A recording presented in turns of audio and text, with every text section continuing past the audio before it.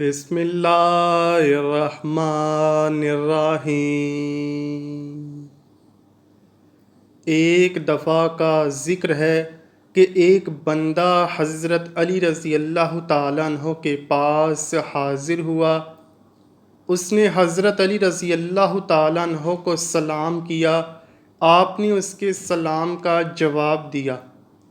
بندے نے کہا، اے علی رضی اللہ تعالیٰ عنہ، وہ کون سے گناہ ہیں جس کے کرنے سے ہمارے رزق میں کمی آ جاتی ہے؟ اس بندے کی بات سن کر حضرت علی رضی اللہ تعالیٰ عنہ نے ایک حدیث پاک بیان کرتے ہوئے فرمایا، وہ 5 ایسے گناہ ہیں جو بندے کے کرنے سے اللہ اس کے رزق میں کمی کے ساتھ ساتھ اس کو دنیا اور آخرت کا عذاب بھی دے دیتا ہے۔ اگر ہم دنیا آخرت میں کامیاب ہونا چاہتے ہیں تو ہم کو ان 5 گناہوں سے ہر صورت میں بچنا چاہیے۔ جو بندہ ان 5 گناہ کرنے سے نہیں بچ پاتا وہ اپنی دنیا آخرت تباہ کر لیتا ہے۔ اس بندے نے پوچھا، اے علی رضی اللہ تعالیٰ عنہ، وہ کون سے 5 گناہ ہیں؟ آپ نے فرمایا کہ پہلا گناہ سود کا کاروبار کرنا ہے۔ آپ رضی اللہ تعالیٰ عنہ نے آہ بھرتے ہوئے فرمایا کہ سود کا کاروبار کرنے والا اس دنیا میں بھی ذلیل و خوار ہوگا اور آخرت میں بھی اللہ کے انعام و اکرام سے ہاتھ دھو بیٹھے گا اور اس کا ٹھکانہ جہنم میں ہوگا۔ سود خور انسان کی کوئی عزت نہیں کرتا، وہ دوسرے کو ہر وقت پریشانیاں دے دے کر اپنا کاروبار چلاتا ہے، اس لیے اس کو بھی سکون مہیا نہیں ہوتا۔ سود خور کی جب موت ہوگی تو اس کو قبر میں دفن کیا جائے گا تو بچھو اور سانپ اس کا چہرہ نوچ دیں گے اور اس کی شکل و صورت تبدیل ہو جائے گی۔ آپ نے ایک سود خور کی بات بتاتے ہوئے فرمایا کہ ایک سود کا کاروبار کرنے والا کسی جگہ سے گر کر مر گیا۔ اس کے گھر والے بہت غم زدہ ہوئے۔ ایک رات بیٹے نے اپنے باپ کو خواب میں دیکھا۔ بیٹے نے اپنے والد سے پوچھا، بابا تیرے ساتھ کیا ہوا؟ والد نے جواب دیتے ہوئے کہا، بیٹا میری تو آخرت تباہ و برباد ہو گئی ہے۔ سیڑھی سے گر کر میری موت واقع ہونا ہی تھی کہ مجھے جہنم کے گہرے حصے میں ڈال دیا گیا ہے۔ حضرت شیخ سعدی نے فرمایا کہ ایک دفعہ میں کسی مکان کی تلاش کر رہا تھا کہ میری ملاقات ایک سود خور بندے سے ہو گئی۔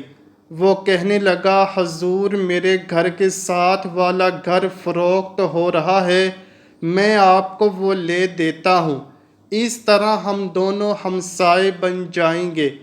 وہ بندہ کہنے لگا، یہ مکان بہت اچھا ہے، اس میں کوئی کمی بھی نہیں ہے، نیا تیار ہوا ہے اور بہت ہی عمدہ بنا ہے۔ شیخ سعدی نے فرمایا، او بے وقوف بندے، مجھے تو اس میں کمی ہی کمی نظر آ رہی ہے کہ میں ایک سود خور کا ہمسایہ بن جاؤں۔ اس سے برا اور کیا ہو سکتا ہے کہ انسان کسی سود خور کا پڑوسی بن جائے۔ اگر ایسا مکان مجھے فری میں بھی ملے تو بھی میں ایسا مکان لینے کو تیار نہیں ہوں گا۔ اگر تم چاہتے ہو کہ تم دنیا میں خوشی سے زندگی گزارو، لوگ میری عزت کریں، تو سود کا کاروبار کبھی مت کرنا۔ آپ رضی اللہ تعالیٰ عنہ نے فرمایا، دوسرا بڑا گناہ یہ کہ کسی کی بیٹی پر کوئی تہمت لگانا۔ اللہ پاک کا فرمان ہے کہ جو کوئی نیک عورت پر تہمت لگاتا ہے اس کی دنیا اور آخرت تباہ و برباد ہو جاتی ہے، اور فرمایا تم کسی کی بیٹی سے شادی نہیں کر سکتے تو اس پر تہمت مت لگاؤ، کیونکہ اس کے بوڑھے ماں باپ نے سارا دن محنت مزدوری کر کے اپنی بیٹی کو جوان کیا، اس کی تربیت اور پرورش اچھے طریقے سے کی، اب اس کی بیٹی جوان ہو گئی تو علاقے کے لوگوں نے اس کا رشتہ لینے کی بجائے اس پر تہمت لگانا شروع کر دی کہ یہ بندے کے پاس سے ہے ہی کیا جو اپنی بیٹی کو جہیز میں دے کر رخصت کر سکتا ہے۔ ایک تو یہ کہ تم لوگ اس غریب باپ کی مدد نہیں کر سکتے، اور دوسری طرف تم اس کی بیٹی کی عزت کو پامال کر رہے ہو۔ اگر تم چاہتے ہو کہ اللہ اس دنیا اور آخرت میں مجھے بہترین صلہ دے تو کبھی بھی کسی کی جوان بیٹی پر تہمت مت لگانا۔ اگر تم کسی کی بیٹی پر آج تہمت لگاتے ہو تو وہ گھوم پھر کر کل تیرے سامنے ہی آئے گی، اس لیے ہم کو ایسے گناہوں سے بچنا چاہیے۔ تیسرا گناہ یہ ہے کہ یتیم بچے کا مال کھانا۔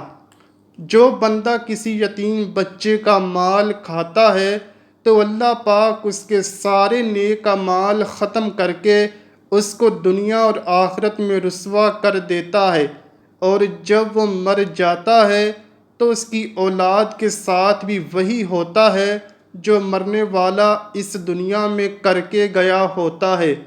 ہمیں چاہیے کہ یتیم بچے کے سر پر ہاتھ رکھیں کہ بیٹا فکر مت کرو، جس چیز کی ضرورت ہو مجھ سے لے لینا۔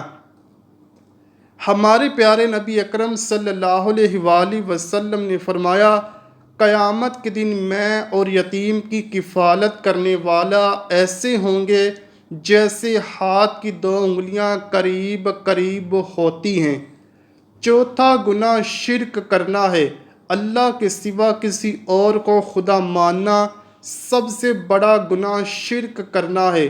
اللہ پاک کا فرمان ہے، اگر میں چاہوں تو سارے گناہ معاف کر دوں مگر شرک کرنے والے کو کبھی معاف نہیں کروں گا۔ حضرت علی رضی اللہ تعالیٰ عنہ نے پانچواں گناہ جادو کو کہا ہے۔ جو بھی کوئی کسی پر جادو ٹونا کرتا ہے کہ اس بندے کا فلاں نقصان ہو جائے، آپ نے فرماتے ہوئے کہا ہے کہ جادوگر کا کھانا پینا حرام ہوتا ہے۔ جادوگر کے بارے میں بیان کرتے ہوئے آپ نے یہاں تک فرما دیا ہے کہ جادوگر دائرہ اسلام سے فارغ ہو جاتا ہے، وہ کفر کرتا ہے۔ جادوگر کسی پر جادو کرتا ہے تو وہ ایک نہ ایک دن گھوم پھر کر جادوگر پر ہی الٹا پڑ جاتا ہے۔ اگر آپ دنیا اور آخرت کو بہترین بنانا چاہتے ہیں تو ایسا خطرناک گناہ کبھی نہ کرنا۔ یہ 5 گناہ ایسے ہیں جس کے کرنے سے انسان اپنے اللہ کو ناراض کر دیتا ہے۔